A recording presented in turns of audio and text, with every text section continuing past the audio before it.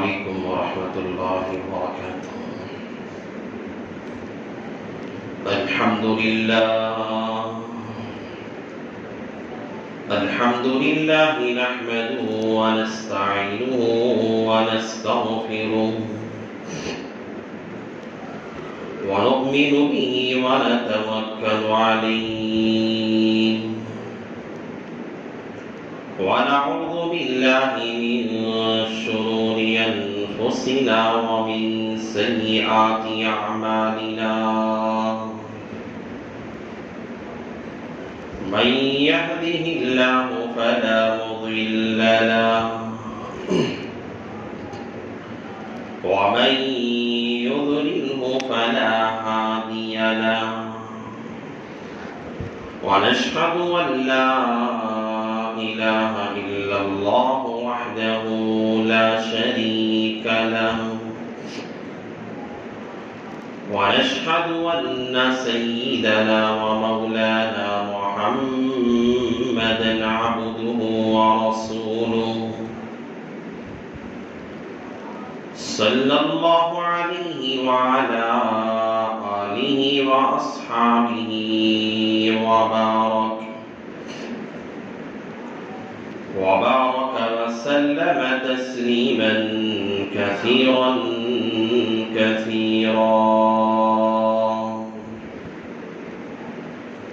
أما بعد فأعوذ بالله من الشيطان الرجيم بسم الله الرحمن الرحيم لهم البشرى في الحياة الدنيا وفي الآخرة لا تبديل لكلمات الله ذلك هو الفوز العظيم صدق الله العظيم رب اشرح لي صدري ويسر لي أمري واحلل عقدة من لساني يفقهوا قولي اللهم صل على سيدنا مولانا محمد في أول كلامنا اللهم صل على سيدنا مولانا محمد في أوسط كلامنا اللهم صل على سيدنا مولانا محمد في آخر كلامنا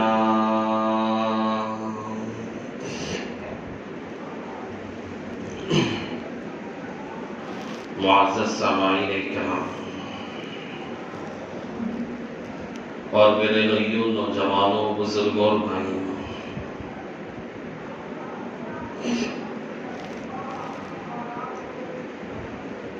ہمارے پورے ملک ہندوستان کے اندر سینکڑوں زبانیں بولی جاتی ہیں، مختلف قوم کے لوگ ہمارے ملک کے اندر آباد ہیں۔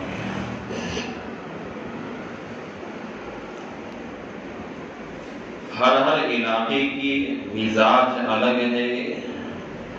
رہن سہن الگ ہے، ہر جگہ کے رسم و رواج الگ ہیں، ہر جگہ کے کھانے پینے کے معاملات الگ ہیں۔ اللہ تعالیٰ کی اس قدرت کا مظاہرہ بھی ہے کہ قریب میں اگر ہم 100 کلومیٹر کا اگر ہم سفر کرتے ہیں، زبانیں تبدیل ہو جاتی ہیں۔ پاس میں جائیں گے، کچھ سفر کر کے تمل ناڈو ہمارے یہاں شروع ہو جاتا ہے، جہاں کا پہننے کا طریقہ الگ، کھانے پینے کا طریقہ الگ، جس کی زبانیں الگ، جہاں کا رسم و رواج الگ۔ اب اگر ہم اس طرف مغرب کی طرف جاتے ہیں، کیرلا شروع ہو جاتا ہے، وہاں کا رہنا سہنا الگ ہے، وہاں کا کھانے پینے کا مزاج الگ ہے، وہاں کا موسم الگ نظر آتا ہے، اور وہاں کے رسم و رواج سب الگ ہیں۔ اللہ تبارک و تعالیٰ نے اس دنیا کے اندر بس پوری دنیا کی بات نہیں، بلکہ اگر ہمارے ملک ہندوستان کی بات کی جائے تو الگ الگ علاقوں کے اندر اللہ نے الگ الگ انسانوں کو ایسا رکھا ہے کہ ان لوگوں کا مزاج ہی الگ ہے۔ جہاں کی مختلف زبانیں ہیں، مختلف رسم و رواج ہیں، شادی بیاہ کا طریقہ الگ ہے، رسم و رواج کا طریقہ الگ ہے، نکاح کا طریقہ الگ ہے، جہاں پر وراثت کے مسائل الگ ہیں، جہاں لوگوں کے یہاں عبادت کے طور طریقے الگ ہیں، اور کوئی اپنے یہاں گائے کو خدا ماننے والا ہے، کوئی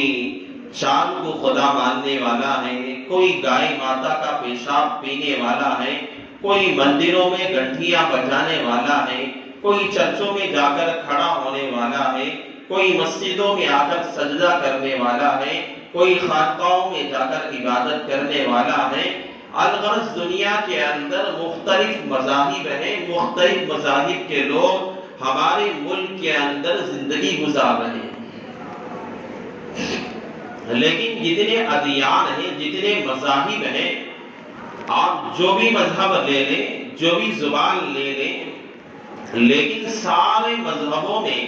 اللہ تبارک و تعالیٰ نے جسے سب سے اعلیٰ کہا، سب سے معظم کہا، وہ مذہب اسلام۔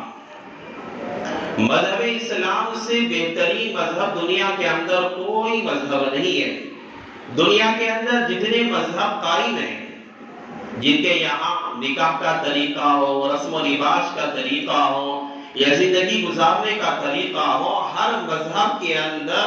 ان کے گروؤں نے یا ان کے بڑوں نے کتابیں لکھ کر ان کے طریقے قائم کیے ہیں، لیکن مسلمانوں کے لیے اپنی زندگی کا کوئی مسئلہ ایسا نہیں ہے جو کسی انسان نے لکھا ہو، کسی انسان نے قائم کیا ہو، یا کسی انسان نے بنایا ہو، یا کسی انسان نے اسے ایجاد کیا ہو، بلکہ اسے قائم کرنے کا حکم اللہ تبارک و تعالیٰ کا ہے۔ دنیا میں مسلمان ہے، نکاح کرتا ہے، اللہ کا جو حکم ہے اسی طریقے پہ کرنا پڑے گا، شادی کرتا ہے اسی طریقے پہ کرنا پڑے گا، طلاق دیتا ہے اسی طریقے پہ دینا پڑے گا، اگر خلا دیتا ہے شریعت کے طریقے پہ دینا پڑے گا، کوئی صلح کرتا ہے شریعت کے طریقے پہ کرنا پڑے گا، کوئی مال تقسیم کرتا ہے شریعت کے طریقے پہ کرنا پڑے گا، کیونکہ ہمارے جتنے احکامات ہیں، جتنے قانون ہیں، جتنے ہمارے رسومات ہیں، جتنے ہمارا طور طریقہ ہے، اس طور طریقے کو بنانے والا رب العالمین ہے۔ اس طور طریقے کو بتانے والا وحدہ لا شریک لہ اللہ کی ذات اقدس ہے۔ لیکن اس کے علاوہ دنیا میں جتنے مذہب ہیں، ان تمام مذاہب کے اندر طور طریقے بتانے والی دنیا کا کوئی انسان ہے، کوئی ان کا گرو ہوگا، کوئی ان کا بڑا ہوگا، کوئی ان کا پادری ہوگا جس نے یہ طریقہ بتایا، لیکن خالص مسلمانوں کا یہ مذہب اسلام ہے۔ لا تبدیل لکلمات اللہ، اللہ کے احکامات کے اندر کوئی تبدیلی نہیں کر سکتا، یہاں تک کہ جناب محمد رسول اللہ صلی اللہ علیہ وسلم اللہ کے نبی کی جیسی ذات اقدس، اللہ نے اس پوری کائنات کو اس نبی کے صدقے میں اللہ نے بنایا ہے، وہ نبی بھی اللہ کے احکامات کے اندر تبدیلی نہیں کر سکتے۔ اتنا شریعت کا مذہب ہے، شریعت کا مزاج اتنا پیارا مزاج ہے، کوئی تبدیلی ہم شریعت کے اندر نہیں لا سکتے۔ لیکن اس شریعت کے قانون کے اندر جس طرح کے مذہب اسلام کا قانون ہے، نکاح کا مسئلہ ہو، دیگر جتنے ہمارے مسائل ہو، ہمارا ملک ہندوستان سیکولر ملک ہے، یہاں پہ ہر ہندوستانی کو اپنے مذہب پہ عمل کرنے کی کھلا آزادی ہے، اور اس قانون کے اندر ہمارے مسلم قانون کی حفاظت کرنے والے نکاح کا مسئلہ ہو، طلاق کا مسئلہ ہو، دیگر تمام مساجد کے مسائل ہو، عبادات کے مسائل ہو، مسلمانوں کی جتنے شریعت مطہرہ کے مذہبوں کے اندر جتنے ہمارے قانون ہیں، جتنے اللہ کے عطا کردہ ضابطے ہیں، جتنے اللہ کے حدود ہیں، ہمارے ملک ہندوستان کے اندر ان اللہ کے قانونوں کی حفاظت کرنے والے، اللہ کے ان ضابطوں کی حفاظت کرنے والے، اللہ کے اس طریقے کی حفاظت کرنے والے، اللہ کے ان احکامات کی حفاظت کرنے والے لوگوں کو مسلم پرست لاہوٹ کہا جاتا ہے۔ یہ وہی لوگ ہیں ہمارے ملک ہندوستان کے اندر جتنی بھی طاقتیں سر اٹھاتی ہیں، جتنی طاقتیں اسلام کے خلاف آوازیں بلند کرتے جاتی ہیں،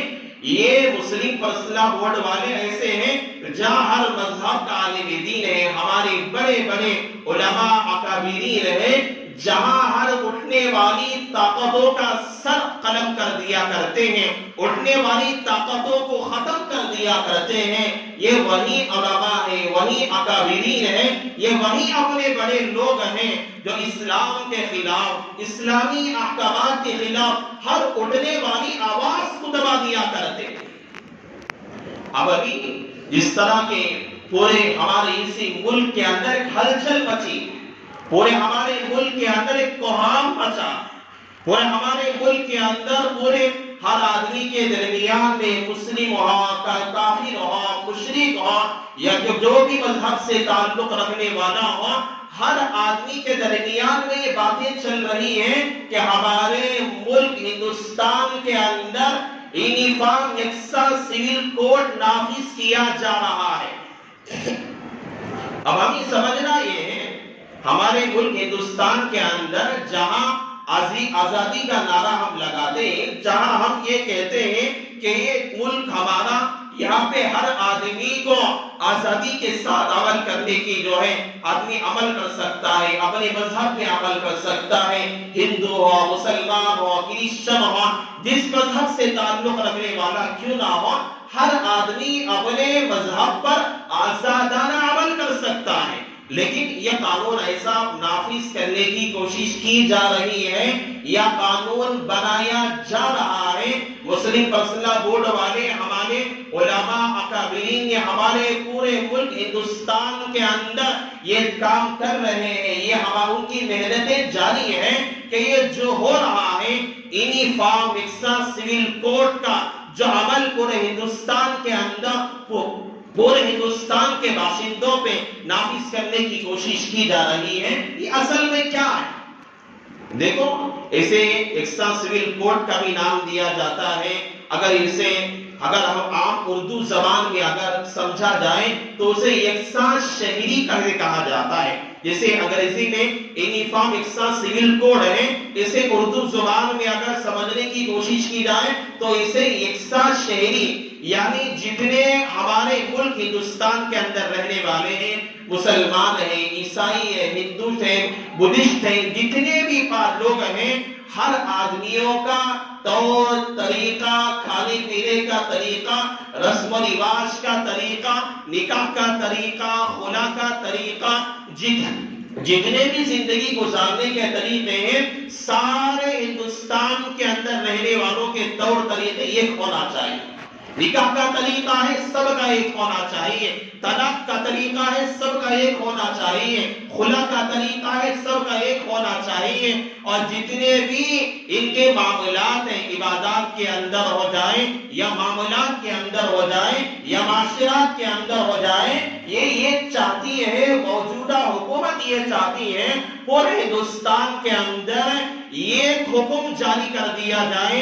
تاکہ پورے ہندوستان کے اندر رہنے والے یکساں اپنی زندگی گزارے، سارے کے سارے مسلمان، کافر، مشرک اور جتنے عیسائی ہیں، سب کے سب ایک طور طریقے پہ اپنی زندگی گزارے۔ دیکھو، یہ تو بات یہ ہے، یہ ایسا مسئلہ ہے کوئی ہندوستان کا باشندہ اسے قبول کرنے کے لیے تیار نہیں ہے، کیونکہ دیکھو میں نے پہلی شروع میں کہا تھا ہر جگہ کا طور طریقہ الگ ہے۔ 50 کلومیٹر کا ہم سفر کرتے ہیں، تمل ناڈو شروع ہو جاتا ہے، وہاں کا طور طریقہ الگ ہے، وہاں کا نکاح کا طریقہ الگ ہے، وہاں کے رسم و رواج الگ ہیں، وہاں کھانے پینے کا طریقہ الگ ہے۔ یہاں ہم اگر 50 کلومیٹر کا سفر کرتے ہیں، کیرلا شروع ہو جاتا ہے، ادھر جاتے ہیں ملنم شروع ہو جاتا ہے، آس پاس کے علاقوں کے اندر جہاں زبانیں بدلی ہوئی ہے، جہاں کے رسم و رواج بدلے ہوئے ہیں، جہاں کے نکاح کے طریقے بدلے ہوئے ہیں، جہاں کی زندگی گزارنے کا طریقہ بدلا ہوا ہے، اب ایسے حالات کے اندر یہ چاہتے ہیں کہ یکساں سول کوڈ بنا کے سارے اس ہندوستان کے باشندوں کو ایک طریقے پہ، ایک پلیٹ فارم پہ اور ایک نہج پہ لانا چاہتے ہیں۔ ہمارے سے زیادہ یہ اگر کہا جائے کہ ہندوؤں کو نقصان ہوگا، ان کے سب سے زیادہ رسم و رواج ہیں، سب سے زیادہ ان کے غلط عقائد ہیں، لیکن ہمیں مسلمانوں کو اس پہ آگاہ ہونا چاہیے۔ مسلمان ہمیشہ بیدار رہنا چاہیے، مسلمان کبھی غفلت کی نیند نہیں سونا چاہیے۔ سب سے بڑا نقصان جو ہوگا ہمارے احکامات الہیہ، اللہ تعالیٰ نے جو احکامات اللہ نے نازل فرمائے اور اللہ تعالیٰ نے جو طور طریقہ ہمیں شریعت مطہرہ کے طریقے پہ دیا، پیغمبر کے طریقے پہ دیا، پیغمبر نے ہمیں سکھایا، پیغمبر نے ہمیں بتایا، پیغمبر نے ہمیں تعلیم دی، تربیت دی، ان احکامات کے اندر ترمیم کی جائے گی، تبدیلیاں کی جائے گی۔ شریعت کو ختم کرنے کا یہ طریقہ ہے اور مسلمانوں کو اس بس نام کے مسلمان کر دینے کی یہ کوششیں ہیں، اسلام کا اصل حقیقت سے پردہ فاش کرنے کی یہ کوششیں ہیں، اسلام کا نام مٹا دینے کی یہ کوششیں ہیں۔ اگر ایک سال سول کوڈ خدا نخواستہ اگر آ گیا، سب سے پہلا مسئلہ جو ہوگا، آپ نکاح کریں گے، آپ کا نکاح مسجد میں نہیں ہوگا، آپ کا نکاح کوئی مولوی نہیں پڑھائے گا، آپ کا نکاح کوئی قاضی نہیں پڑھائے گا، آپ کا نکاح کوئی حافظ قرآن نہیں پڑھائے گا، آپ کا نکاح کوئی عالم دین نہیں پڑھائے گا۔ آپ اگر نکاح کریں گے تو آپ کو جا کر جو ہے اس حکومت کے طور طریقے پہ جا کے اسے نکاح کرنا پڑے گا، اسے کورٹ جانا پڑے گا، اسے وہاں جا کے جو طریقہ کہیں گے اسی طریقے پہ نکاح کرنا پڑے گا۔ طلاق کا مسئلہ آئے گا، اگر یہاں ایکسٹرا سول کوڈ نافذ ہو گیا، طلاق کا مسئلہ، طلاق کا اختیار، الرجال قوامون علی النساء، اللہ نے کہا مرد عورت پہ حاکم ہے، اللہ نے مرد کو ذمہ دار بنایا ہے، اللہ نے طلاق کا اختیار عورت کے حق میں نہیں دیا۔ اس کی وجہ یہ ہے عورت جو ہے جلد باز ہوتی ہے، عورت کم ظرف والی ہوتی ہے، تھوڑی تھوڑی باتوں پہ اس جو ہے کم ظرف والی ہوتی ہے، کہیں ایسا نہ ہو کہ وہ کم حالات کے اندر جلد بازی ہوتی ہے، جلد بازی کے اندر اپنے رشتے کو کہیں توڑ ڈالے۔ اللہ تعالیٰ نے طلاق کا حق مرد کو دیا ہے، لیکن ایسا سول کوڈ آئے گا تو یہ مرد کا حق طلاق کا عورت کو بھی ہوگا۔ عورت جب چاہے مرد کو طلاق دے سکتی ہے، مرد کو خلا دے سکتی ہے، اور جب چاہے جس مرد کو چاہے چھوڑ سکتی ہے، جس مرد سے چاہے تعلقات ناجائز قائم کر سکتی ہے، جب چاہے جس مرد سے نکاح کر سکتی ہے۔ یہ بے حیائی کو عام کر دیا جائے گا اگر ایکسٹرا سول کوڈ نافذ کر دیا جائے۔ یہ آپ کا حلالے کا مسئلہ ختم، خلا کا ختم کر دیا جائے گا، خلا آپ کے مذہب میں رہے گا، نہ حلالے کا کوئی مسئلہ رہے گا، نہ طلاق کا نام و نشان رہے گا، نہ میراث کا مسئلہ جس طرح کے مذہب اسلام کے اندر ہے کہ اگر میراث تقسیم کی جائے، پراپرٹی تقسیم کر دی جائے، مردوں کو 2 حصے دیے جائیں گے، عورت کو 1 حصہ دیا جائے گا۔ علماء نے لکھا ہے اللہ کا یہ حکم ہے اور اللہ تعالیٰ نے اس وجہ سے مرد کو 2 حصے دیا ہے کہ مرد جو ہے کام کاج کرنے والا، محنت کرنے والا، جدوجہد کرنے والا ہوتا ہے، اور اس کے مقابل میں عورت کم محنت کرنے والی ہوتی ہے۔ شریعت نے اسے حصوں کے اندر، میراث کے اندر، وراثت کے اندر عورت سے زیادہ ڈبل حصہ اللہ نے رکھا ہے، لیکن یہ قانون ایسا بنائیں گے کہ ڈبل حصہ عورتوں کو دیں گے یا برابر کا حصہ مردوں کی طرح عورتوں کو بھی دیا جائے گا۔ اور جس طرح کے جو ہے پالک بچوں کو پالنے کا مسئلہ ہے، اگر کوئی عورت ہے کسی بچے کو پالنا چاہتی ہے، اسے اپنے شوہر سے اجازت لینی پڑے گی، اپنے گھر میں مشورہ کرنا پڑے گا، لیکن یہ ایسا قانون بنائیں گے عورت جس بچے کو چاہے لے کر پال سکتی ہے، گود لے سکتی ہے، ایسا قانون بنا دیں گے۔ اور ایسا قانون بھی بنائیں گے کہ نوجوان لڑکیاں ہیں جس سے چاہے اپنے تعلقات قائم کر سکتی ہیں، اور برملا سارے لوگوں کے سامنے اس کا اعلان بھی کر سکتی ہے۔ ہماری عبادتوں کے درمیان خلل آ سکتا ہے، ہمارے معاملات کے درمیان خلل آ سکتا ہے، ہمارے معاشرتی زندگی کے اندر خلل آ سکتا ہے، ہمارے ساری زندگی کے احکامات خداوندیہ کے درمیان میں خلل آ سکتا ہے۔ ان کا یہ مقصد ہے، چاہے کہ دیکھنے میں یہ معمولی نظر آ رہا ہے، لاکھ نہیں کروڑ کریں، اللہ اس عمل کو نہ کرنے دے۔ اس ملک پہ اللہ تعالیٰ اس یکساں سول کوڈ کو اللہ نافذ نہ کرے۔ اگر خدا نہ خواستہ ہو گیا، ہم اگر جو ہے دیگر مذہب والے چاہے اپنے رسومات چھوڑ دیں گے، اپنے احکامات چھوڑ دیں گے، انہیں کوئی فرق نہیں پڑتا، اس وجہ سے کہ ان کے قانون بنانے والے، انہیں طور طریقہ سکھانے والے، ان کی شادی بیاہ کا طریقہ بتانے والے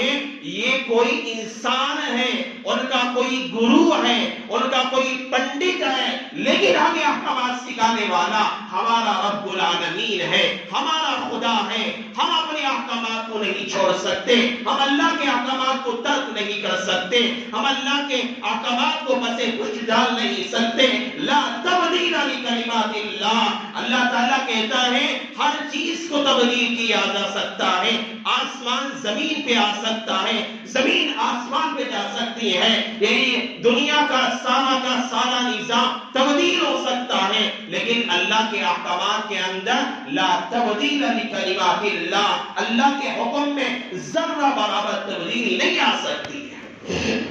یہ پورے ملک کے اندر ایسا قانون نافذ کرنے کی کوشش کی جا رہی ہے تاکہ سارے مسلمان بلکہ سارے ہندوؤں کے درمیان، سارے باشندوں کے درمیان یکساں احکامات جاری کیا جائے، یکساں۔ اور یہ اعتراض کرنے والے یہ کہتے ہیں کہ دیکھو تم تو مسلمان لوگ ہیں، بہت سارے میڈیا کے اندر بھی یہ اعتراض کرنے والے اعتراض کرتے ہیں کہ دیکھو تم تو دیگر احکامات کے اندر، دیگر کاموں کے اندر تو حکومت کی بات مانتے ہو، لیکن اس کام کے اندر تمہیں ماننے کے لیے کیا وجہ ہے؟ ہمارا جواب یہ ہے شریعت کا جہاں تک مسئلہ ہے اس مسئلے تک ہم خدا کا حکم مانیں گے۔ یہاں ہم حکم ہندوستان کے اندر رہتے ہیں، جہاں تک قانون ہے ہمارے اسلام کے حدود سے باہر رہے گا، ہم اس قانون کو مانا کرتے ہیں۔ جہاں ہماری شریعت کے اندر قانون مداخلت کرے گا، ہم اس قانون کو ماننے والے نہیں ہیں، کیونکہ جو سمویدھان لکھنے والے لوگ ہیں، اس سمویدھان کو جب لکھا گیا جو 25 دفعہ یعنی آرٹیکل 25 کے اندر یہ لکھا گیا ہے کہ ہندوستان کے اندر رہنے والا ہر باشندے کو اپنے مذہب پہ عمل کرنے کی مکمل آزادی دی جائے گی۔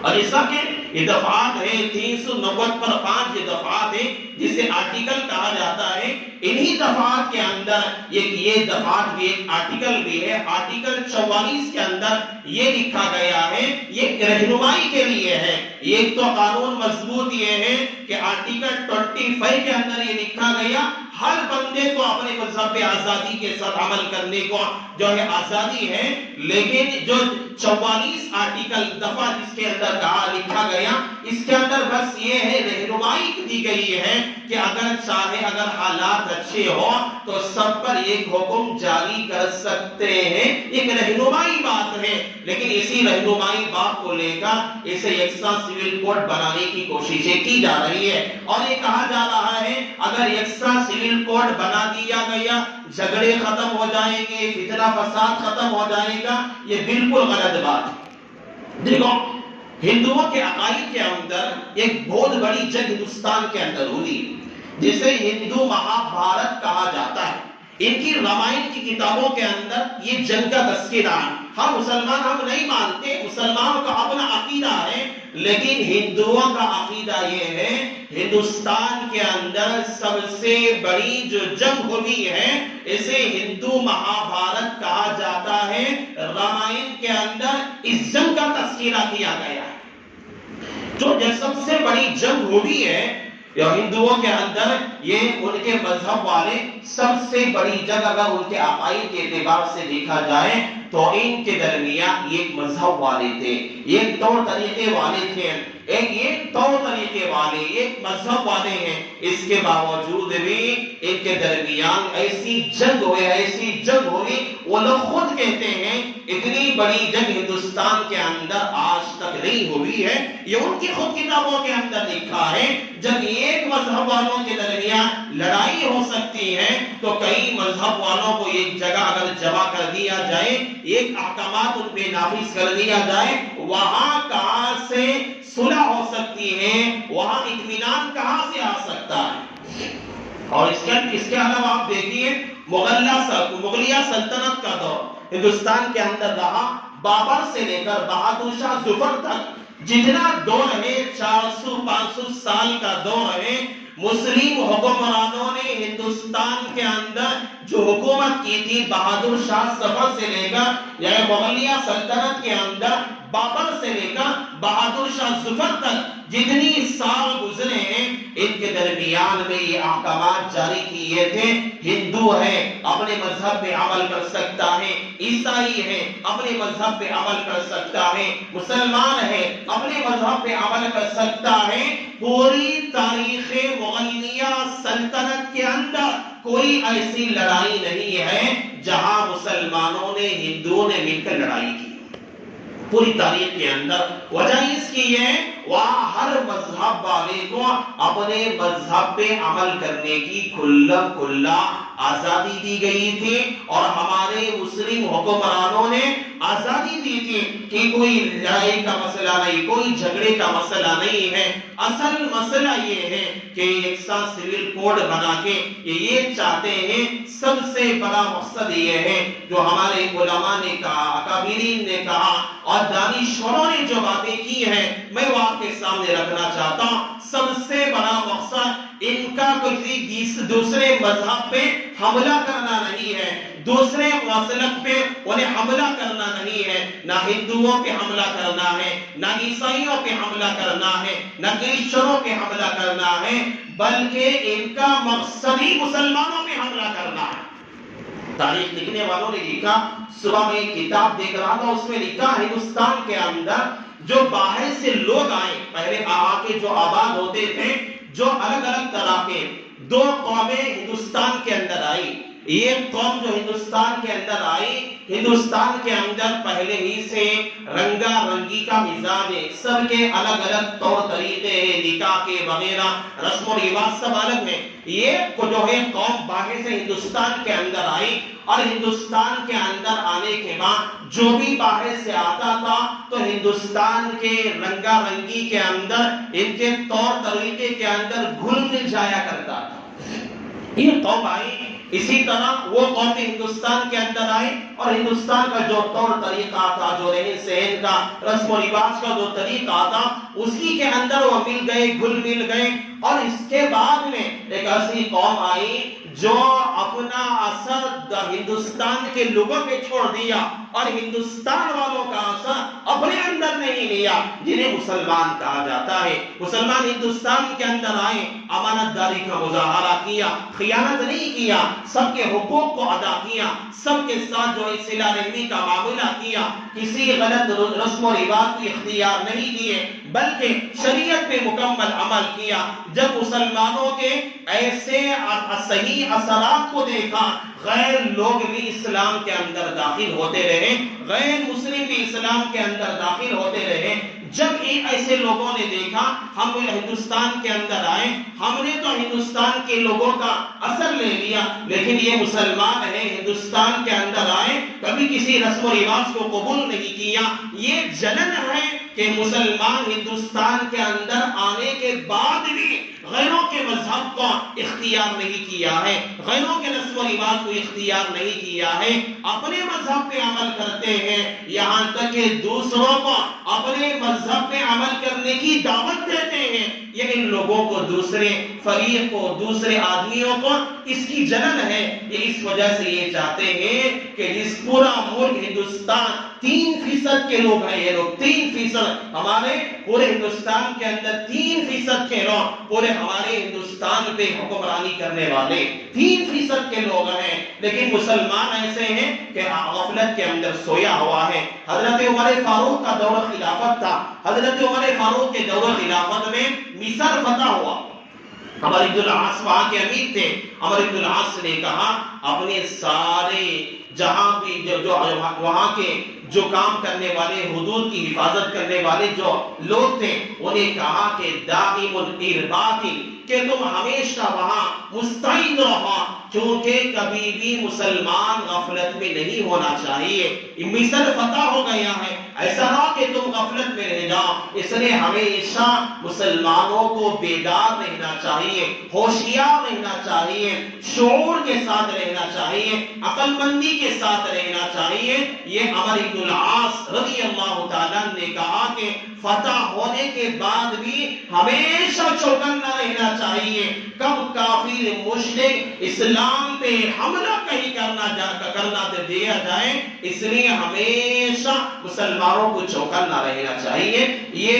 یونیفارم یکساں سول کوڈ کا مسئلہ جس طرح کے سمجھ رہے ہیں، ابھی قانون نہیں بدلا ہے، قانون بنے گا، بعد نافذ کیا جائے گا، بعد میں دیکھا جائے گا، یہ عقل مندی کی بات نہیں ہے۔ مسلم پرسنل لا بورڈ کی طرف سے یہ ہدایات ہم تمام مسلمانوں کے لیے ہیں، ابھی بیدار ہوا جائے، اس کا دفاع کیا جائے، اس کا جو ہے انکار کیا جائے۔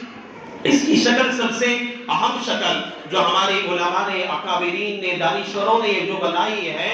ہم جو ہے لا کمیشن کو، جنہوں نے جب یہ بات رکھی گئی کہ جو ہے یونیفارم اس جو ہے یکساں سول کوڈ بنایا جائے گا، تو جو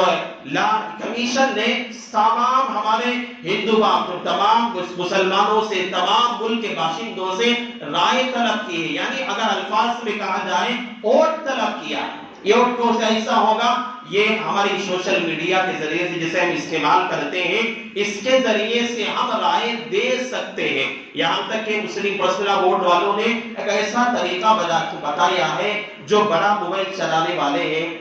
بڑا موبائل اب ہر آدمی کے پاس ہے، ہر عورت کے پاس ہے، ہر بوڑھے کے پاس ہے، چھوٹے موبائل تو ختم ہو گئے ہیں۔ دیکھو، ہر موبائل خریدنے کے بعد ہر آدمی اپنا آئی ڈی بناتا ہے، بغیر آئی ڈی بنائے کہ کوئی موبائل نہیں چلتا، اور سب سے پہلے موبائل خریدنے کے بعد اس آدمی کا آئی ڈی بنایا جاتا ہے اس کے نام سے۔ تو ہر آدمی کے پاس موبائل ہے، تو ہم جو ہے یہاں پر بھی میں نے لگایا ہے جو ہے اس کا بارکوڈ ہے جو لگا اسکین کر سکتے ہیں، یہاں گیٹ کے پاس بھی لگایا گیا ہے، وہاں بڑے گیٹ کے پاس بھی لگایا گیا ہے۔ جن کے پاس بھی بڑا موبائل ہے یا جن کی آئی ڈی ہے بنی ہوئی ہے، یہ اپنے جہاں پہ ہم جو ہے موبائل کو سیلیکٹ کرتے ہیں یا اسے وائبریٹ میں کرتے ہیں، وہاں اسکینر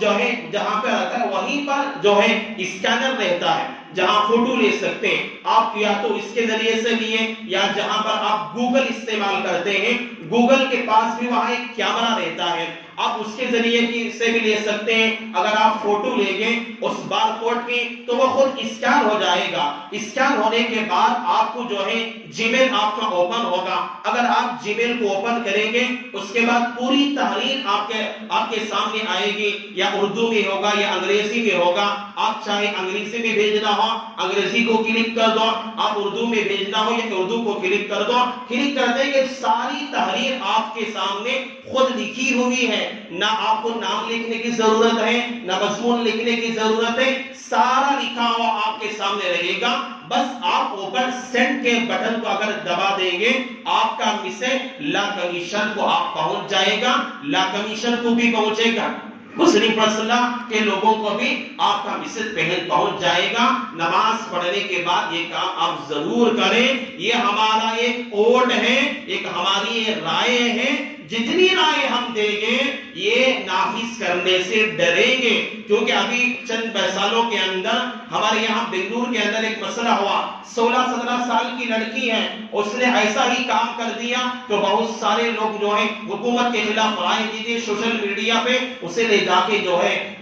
اسے کیس ڈال دیے، اسے سلاخوں کے پیچھے الگ مسئلہ ہے، لیکن اس کا بہت کام ہوتا ہے۔ ہمارے علماء نے جو ہے 250 لوگوں نے پرسوں میٹنگ کر کے یہ بات ہوئی ہمارے شہر میں علماء کی، اکابرین کے، ہمارے پورے ضلع کے ہم لوگوں کی میٹنگیں ہوئی، جہاں مجھے بھی جانا ہوا، یہاں یہ سب باتیں ہوئی ہیں۔ آپ جاتے ہوئے جن کے پاس بڑا موبائل ہے آسانی سے ہے، آپ اسے جو ہے